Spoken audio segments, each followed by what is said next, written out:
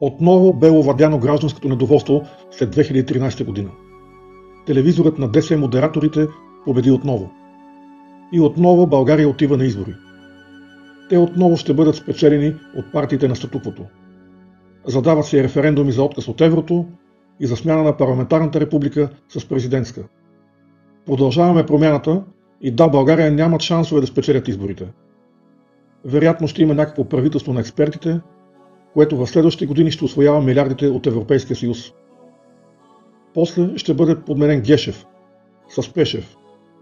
Борисов ще се оттегли на спокойствие в сянка, както Доган, и статуквото ще остане. Моделът на ДС олигархията ще победи за следващите 2-3 десетилетия.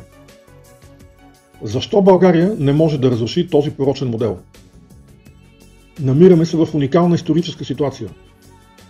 В условията на пълна физическа и политическа свобода, все още, гражданите се държат като несвободни. Една част от тях са отчаяни и не гласуват. Други гласуват за партията от статуквото, за да не загубят работа или бизнес. Трети гласуват за десетина различни партии, които формално се борят срещу това статукво. Има 2 милиона пенсионери, които бяха изиграни в този тарикатски преход. Има 2 милиона граждани, които живеят оскъдно, мизерно и се чудят за кой точно да гласуват, за да се промени нещо. Защо обаче няма тяхна партия или федерация?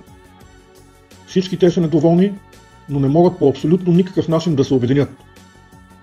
Чисто формално, ако поне 200 души, най-изявените блогъри, се обединят в една общност и работят в един сайт и една YouTube телевизия, те биха събрали със сигурност 50 000 души аудитория, които са на тяхното интелектуално ниво и споделят идеите им.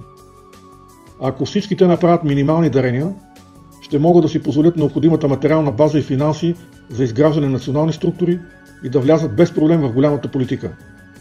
На едни избори за тях биха гласували няколко стотин хиляди души или може би 1 или 2 милиона. Защо обаче не става? Защо по време на прехода не можа да се роди нито една нормална, автентична гражданска партия, чието ръководство напълно да се подчинява на членската маса, която го избира? Това е въпрос на национална психология. Българската история е особена. Заради дългото робство, някои негативни черти в националния характер са се развили, а някои положителни черти са атрофирали почти напълно. Българите лесно и доброволно се подчиняват на фалшиви авторитети, ако те са силни финансово, политически или пък физически. И обратното.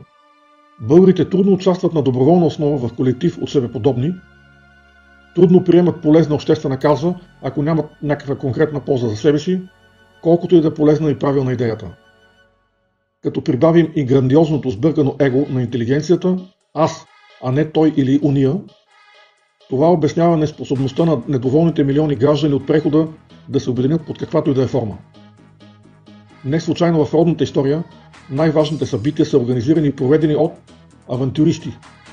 Хора като Ботев, Левски, Бенковски, Волов, Захари Стоянов. Хора без имоти, без пари, без кариера, определени като несретници и хъшове от средната и богатата българска класа. Априлското въстание е абсолютна политическа авантюра, непосилна за обикновените хора. България е на ръба на пропаста.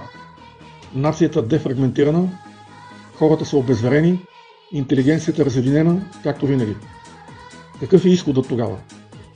Да дойдат авантюристите. Отправяме апел към всички независими блогъри, фейсбук групи, НПО-та, автори, граждани. Присъединете се към Федерация Недоволна България. Заявете участие в предварителната организационна среща. Програмата може да прочетете на сайта bgt.bg.